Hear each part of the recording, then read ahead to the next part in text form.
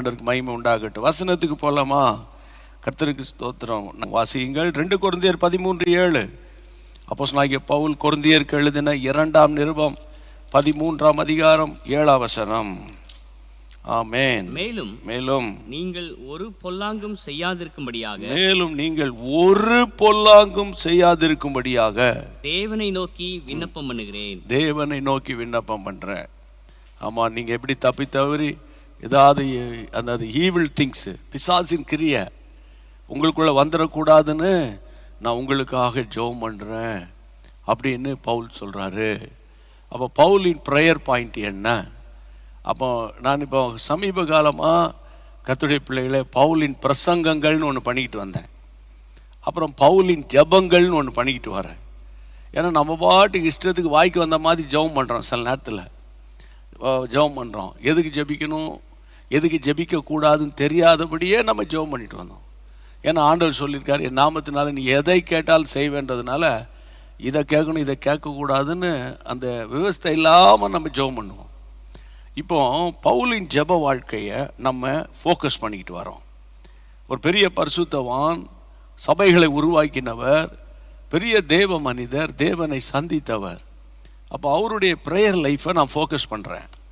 அவர் இங்கே என்ன சொல்கிறார்? நேற்று நான் கொஞ்சம் தோங்கினேன், இன்றைக்கும் கொஞ்சம் எந்த அளவுக்கு போகுதுன்னு பார்க்கலாம். பிள்ளைகளே, நீங்கள் ஒரு பொல்லாங்கும் செய்யாதிருக்கும்படி நீங்கள்ன்றார, அது யார்? நீங்கள் தான், நாங்கள் தான் அப்படின்னு எடுத்துக்கலாமா? இல்லை. 5ஆம் வசனத்தில் விசுவாசம் உள்ளவர்களோ என்று உங்களை நீங்களே சோதித்து பாருங்கள், சோதித்து அறியுங்கள், உங்களை நீங்களே பரிசித்து பாருங்கள், இயேசு கிறிஸ்து உங்களுக்குள் இருக்கிறார் என்று உங்களை நீங்களே அறியீர்களா? நீங்கள் பரீட்சைக்கு நில்லாதவர்களாக இருந்தால் அறியீர்கள். பரீட்சை எழுதினாதான்டா பாஸ் பண்ணுவேன், பரீட்சைக்கு போகாமையே ஆல் பாஸ்ன்னு சொன்னால் நல்லா இருக்குன்னு சொல்கிற குரூப்புக்கு என் பிரசங்கம் ஒத்து வராது. ஆமாம், என் பிரசங்கம் ஒத்து வராது. பரீட்சைக்கு போகல, படிக்கல, தலையில் கவிச்சு ஜெபம் பண்ணிடுங்க பிரதர், அங்கே ஆல் பாஸ்ன்னு வரட்டும் பிரதர் அப்படின்றவனுக்கு என் பிரசங்கம் ஒத்து வராது. நீங்கள் ஆஃப் பண்ணி போட்டு போயிருங்க. கர்த்தருடைய பிள்ளைகளே, அப்படிப்பட்டவர்களோடு அவர் பேசிக்கிட்டு வரும்போது சொல்றார், மேலும் நீங்கள் ஒரு பொல்லாங்கும் செய்யக்கூடாது, பொல்லாங்கும் செய்யாதிருக்கும்படி தேவனை நோக்கி நான் உங்களுக்காக விண்ணப்பம் பண்ணுறேன். அப்போ 1 தெசலோனிக்கர் 5:22 நேற்று சொன்னேன், நீங்கள் ஒரு பொல்லாங்கும் செய்யாதபடி பொல்லாங்கை விட்டு விலகணும்னு. அப்போ இந்த பொல்லாங்கு எங்கிருந்து வருது? சாத்தான் இடத்துலேருந்து வருது. அப்போ அந்த சாத்தானுடைய தந்திரத்தை எப்படி கண்டுபிடிக்கலான்னா, ஆவியில் நிரம்பி ஜெபம் பண்ணால் கண்டுபிடிக்கலான்னு நேற்று பேசினேன். அதுக்கு அப்போஸ்தலர் 13:10 9:10 வைத்து நான் பேசினேன். அப்போ எனக்கு அன்பான தேவனுடைய பிள்ளைகளே, அப்போ தாவீது என்ன சொல்கிறாரு? சங்கீதம் 51 Psalm 51 verse 4. வேதத்தை திருப்புங்க, பைபிளை திருப்பணும். இல்லை டெய்லி பைபிள் வச்சுருப்பீங்கல்ல, திருப்புங்க. என்ன ஸ்க்ரீனில் இன்னும் போடலையே அப்படின்னு சொல்லாதீங்க, போட்டாங்க. சரி, கர்த்தருடைய பிள்ளைகளே, வசனம் என்ன சொல்லுகிறது என்றால் 51 கர்த்தருடைய பிள்ளைகளே 4 வாசிங்கள். தேவரீர் ஒருவருக்கே விரோதமாக நான் பாவம் செய்து, தேவரீர் உங்களுக்கு ஒருவருக்கு விரோதமாகவே நான் பாவம் செய்தேன், உமது கண்களுக்கு முன்பாக பொல்லாங்கானதை நடப்பித்தேன், உம்முடைய கண்ணுக்கு முன்னால பொல்லாப்பானதை நடப்பித்தேன். வாசிங்க. நீர் பேசும்போது உம்முடைய நீதி விளங்கவும், நீர் பேசும்போது உம்முடைய நீதி விளங்கணும், நீர் நியாயம் தீர்க்கும் போது உம்முடைய பரிசுத்தம் விளங்கவும் இதை அறிக்கையிடுகிறேன். நீர் ஆண்டவரே, நீர் பேசும்போது உம்முடைய நீதி விளங்கணும், நீ நியாயம் தீர்க்கும் போது உம்முடைய பரிசுத்தம் விளங்கணும், இதை அறிக்கையிடுகிறேன். கர்த்தருக்கு ஸ்தோத்திரம். பவுல் இங்கே ஒரு அறிக்கை சொல்றார். ஆண்டவருக்கு முன்னா ஒரு அறிக்கை வைக்கிறார். தாவீது சொல்றார், தேவரீர் ஒருவருக்கு விரோதமாக ஆண்டவரே நான் பாவம் செய்தேன், உமது கண்களுக்கு முன்பாக பொல்லாப்பானதை நடப்பித்தேன் அப்படின்றார். பொல்லாப்புனா என்ன பிரதர்? பொல்லாப்புனா என்ன? பொல்லாப்பு ஈவில் திங்ஸ்னு அப்படி மொட்டையாக பேசிட்டு போகிறதுல எனக்கு விருப்பம் கிடையாது.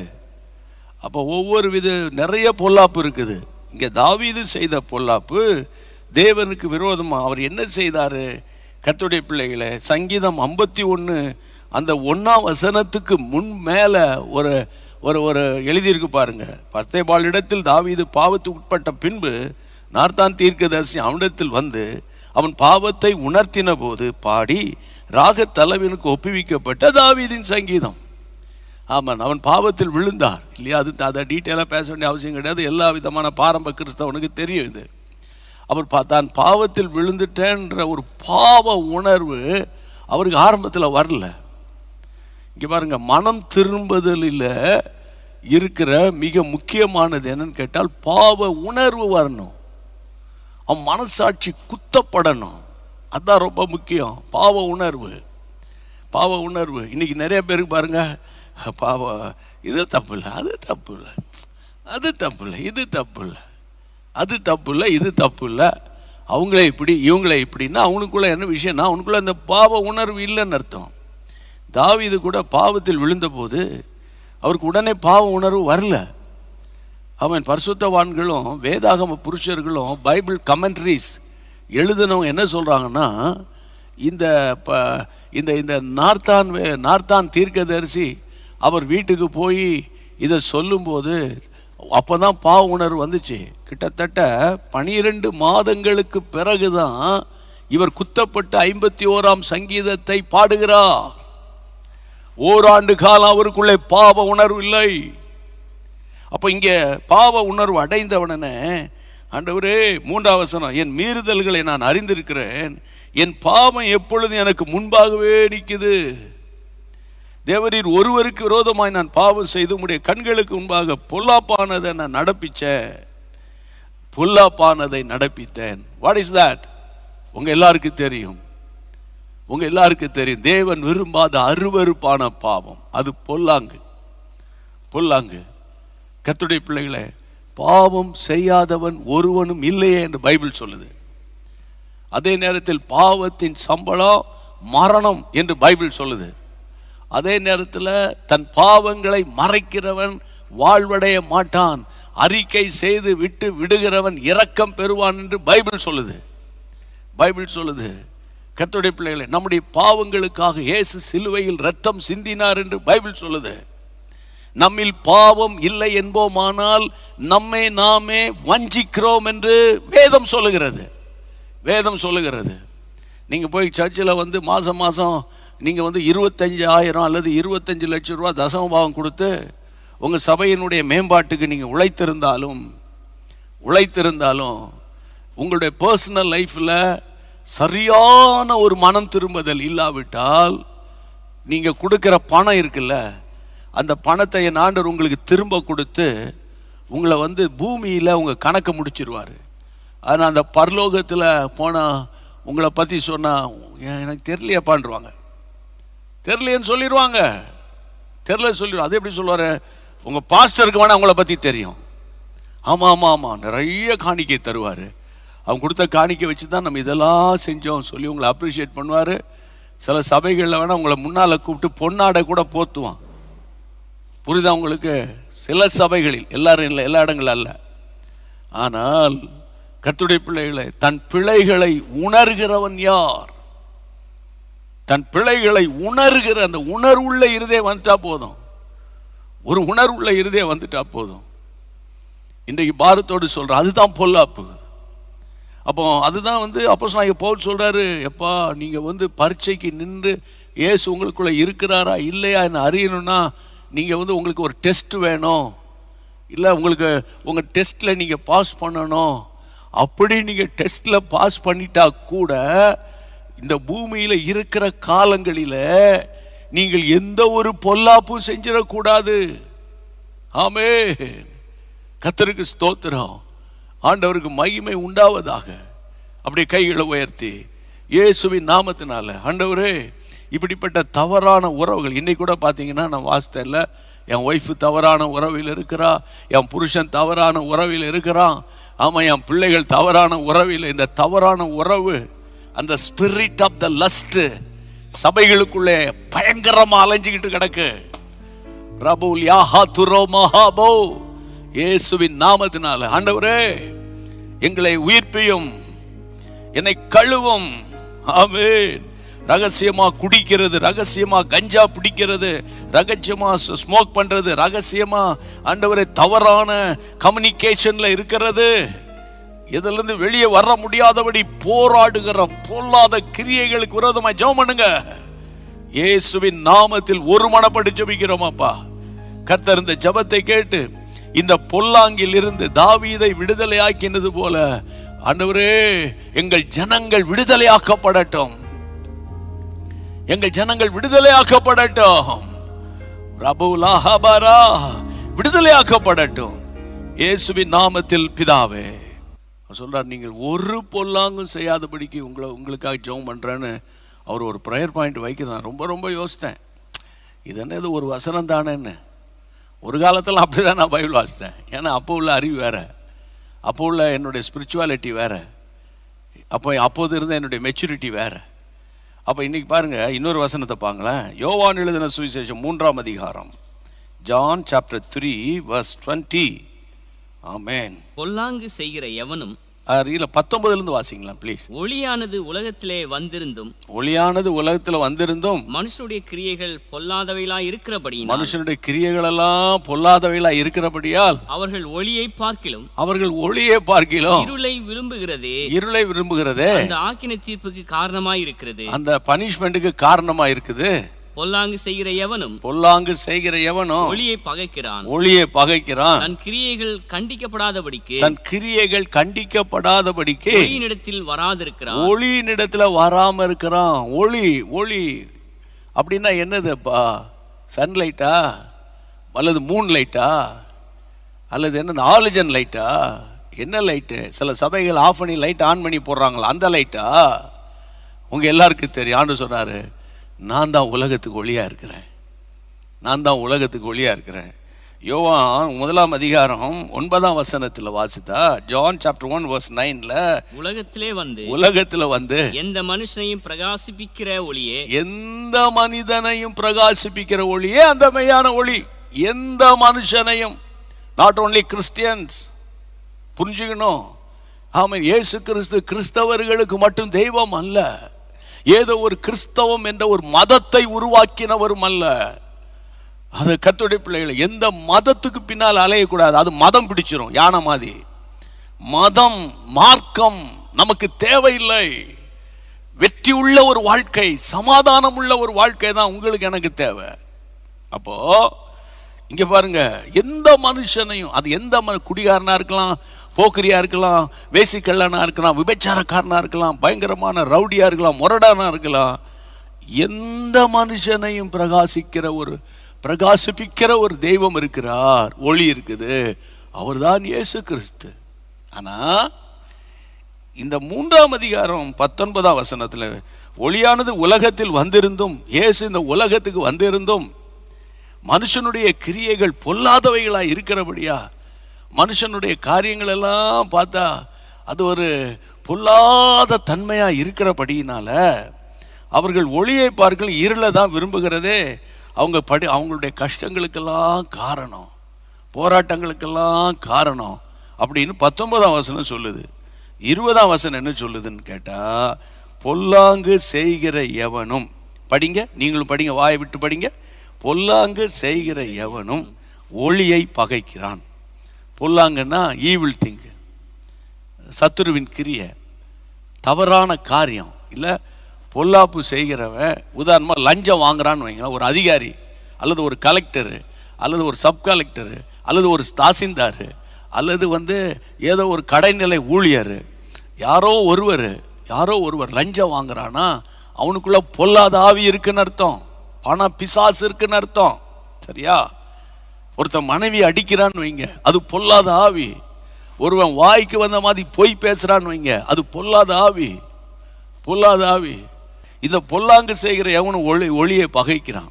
இந்த மாதிரி பிரசங்கம் இந்த மாதிரி கேரக்டர் ஆளுங்களுக்கு பிடிக்காது. அதாவது இயேசுவை பிடிக்காதவன் இயேசுவின் ஊழியனும் பிடிக்காது அவங்களுக்கு. புரியுதா உங்களுக்கு? சில பேசும்போது சொல்ல இயேசுவை பிடிக்கும், ஆனால் இவங்கெல்லாம் பிடிக்காதுன்னு. அது அல்ல முக்கியம், அது அல்ல. ஒருவன் சரியான ஒரு தேவ பிள்ளை கர்த்தருடைய ஊழியர்கள் சொல்லுகிறதை கேட்பான். அப்போ இங்கே பாருங்க, பொல்லாங்கு செய்கிற எவனும் ஒளியை பகைப்பான். ஆமாம், அந்த ஒளின்னா இயேசுவை பகைப்பான், இயேசுக்கு விரோதமாக பேசுவானுங்க. தன் கிரியைகள் கண்டிக்காதபடிக்கு ஒளியின் இடத்தில் வராதிருப்பான். அந்த வேர்டு பாருங்க இவ்வளோ அழகா பைபிள் சொல்லுது. ஏன்னா ஒளியின் இடத்துல வந்தால் இவன் யாருன்னு தெரிஞ்சிடும். சர்ச்சுக்குள்ளே வந்து உட்கார்ந்து பிரசங்கத்தை கேட்டால் இவனுக்கு ஒரு மாதிரி டென்ஷன் ஆயிரும். பாஸ்டர் எனக்காகவே பேசுகிறாரு, என் ஒய்ஃப் சொல்லி கொடுத்துட்டா போல, அல்லது என் புருஷன் சொல்லி கொடுத்துட்டான் போல, அல்லது இவங்க இப்படி பண்ணிட்டாங்க போலன்னு அவன் ஒரு மாதிரி டென்ஷன் ஆவான். அதனாலேயே ஒளியின் இடத்துக்கு வர்றதே கிடையாது, ஃபேமிலி ப்ரேயருக்கு வர்றதே கிடையாது. ஃபேமிலி ப்ரேயருக்கு சிலர் வரமாட்டாங்க, நீங்கள் ஜெபம் பண்ணிடுங்க, நீங்கள் ஜெபம் பண்ணிடுங்கன்னு வரமாட்டாங்க. சில ஊழியர்கள் வீட்டுக்குள்ளே வரும்போது சில பிள்ளைகள் வந்து சும்மா பிரைஸ் தி லார்ட் அப்படின்ட்டு போயிடுவானுங்க, உள்ளே வரமாட்டாங்க, இருக்க மாட்டாங்க. ஏன்னா அது கனெக்ட் ஆகாது பாருங்க, கனெக்ட் ஆகி இதுதான் விஷயம். ஏன்னா ஒளிக்கும் இருளுக்கும் சம்பந்தம் கிடையாதுயா. அப்போ ஒளியில் இருக்கிறவன் பொல்லாங்கானை பகைப்பான், பொல்லாங்கன் ஒளியில் இருக்கிறவனை பகைப்பான்.